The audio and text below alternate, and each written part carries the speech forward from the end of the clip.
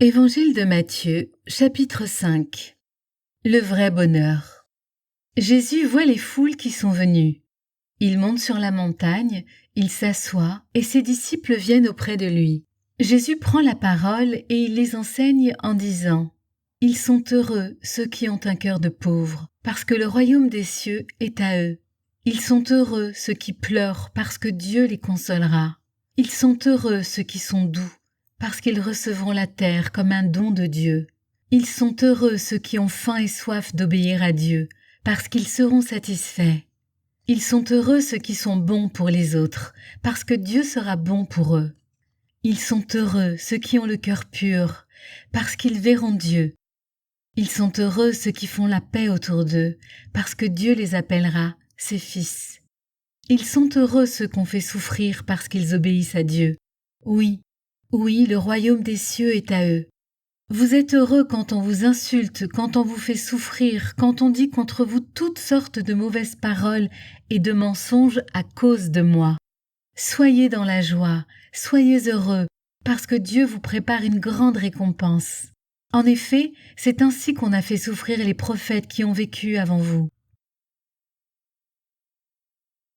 Les disciples sont le sel de toute la terre et la lumière du monde. Vous êtes le sel de toute la terre. Mais quand le sel perd son goût, comment lui rendre son bon goût? Il ne sert plus à rien. On le jette dehors et les gens marchent dessus. Vous êtes la lumière du monde. Quand une ville est construite sur une montagne, elle ne peut pas être cachée. Et quand on allume une lampe, ce n'est pas pour la mettre sous un seau. Au contraire, on la met bien haut et elle brille pour tous ceux qui sont dans la maison. De la même façon, votre lumière doit briller devant tout le monde. Alors les autres verront le bien que vous faites. Ils pourront chanter la gloire de votre Père qui est dans les cieux. Jésus est venu donner tout son sens à la loi. Ne pensez pas que je suis venu pour supprimer la loi de Moïse ou l'enseignement des prophètes.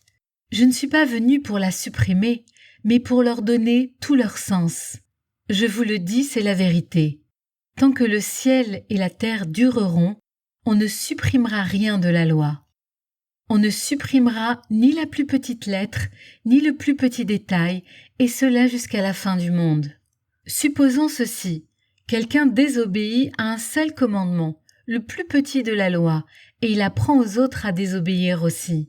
Eh bien, cette personne-là sera la plus petite dans le royaume des cieux. Mais si quelqu'un obéit à la loi et apprend aux autres à obéir aussi, cette personne-là sera importante dans le royaume des cieux. Oui, je vous le dis, obéissez à la loi mieux que les maîtres de la loi et que les pharisiens. Sinon, vous n'entrerez pas dans le royaume des cieux. Au sujet de la colère. Vous avez appris qu'on a dit à vos ancêtres « Tu ne dois tuer personne ». Celui qui tue quelqu'un, on l'emmènera devant le juge. Mais moi je vous dis, si quelqu'un se met en colère contre son frère ou sa sœur, on l'emmènera devant le juge.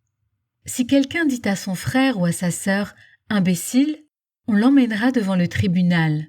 Si quelqu'un insulte son frère ou sa sœur, cette personne mérite la terrible punition de Dieu.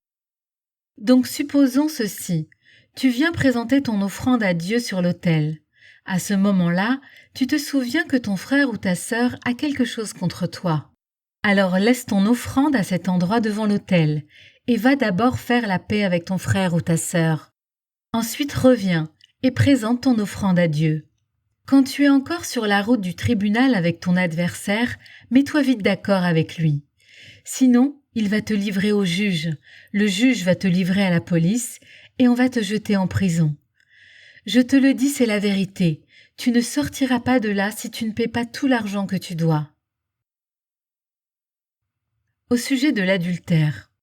Vous avez appris qu'on a dit à vos ancêtres « Ne commets pas l'adultère ».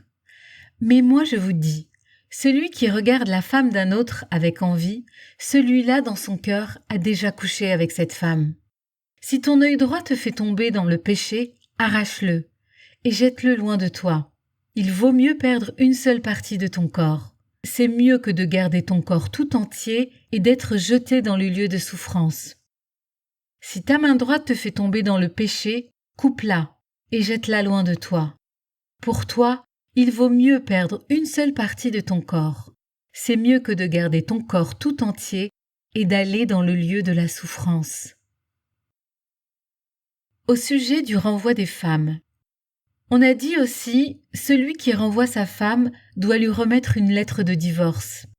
Mais moi je vous dis, un homme ne doit pas renvoyer sa femme, sauf quand le mariage est contraire à la loi. En effet, quand un homme renvoie sa femme, il la pousse à commettre un adultère parce qu'elle va se remarier. Et quand un homme se remarie avec une femme renvoyée, il commet un adultère. Au sujet des serments.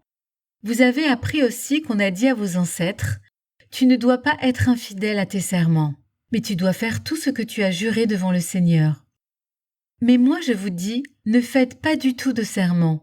Ne jurez pas par le ciel, parce que c'est là que Dieu habite. Ne jurez pas par la terre, parce que c'est l'endroit où il pose ses pieds. Ne jurez pas par Jérusalem, parce que c'est la ville du grand roi. Et ne jure pas par ta tête, parce que tu ne peux pas rendre un seul cheveu de ta tête, noir ou blanc. Dites simplement oui ou non. Ce qu'on dit en plus vient de l'esprit du mal. Au sujet de la vengeance.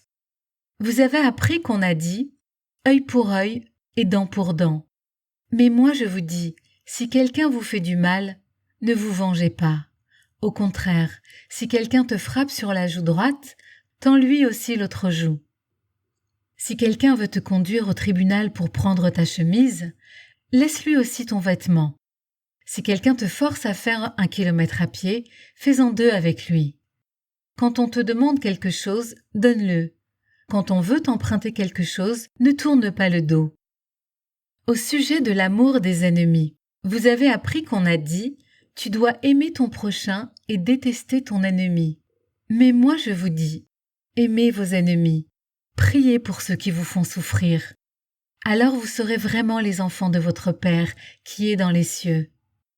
En effet, il fait lever son soleil sur les méchants et sur les bons. Il fait tomber la pluie sur ceux qui se conduisent bien et sur ceux qui se conduisent mal. Si vous aimez seulement ceux qui vous aiment, quelle récompense est-ce que Dieu va vous donner?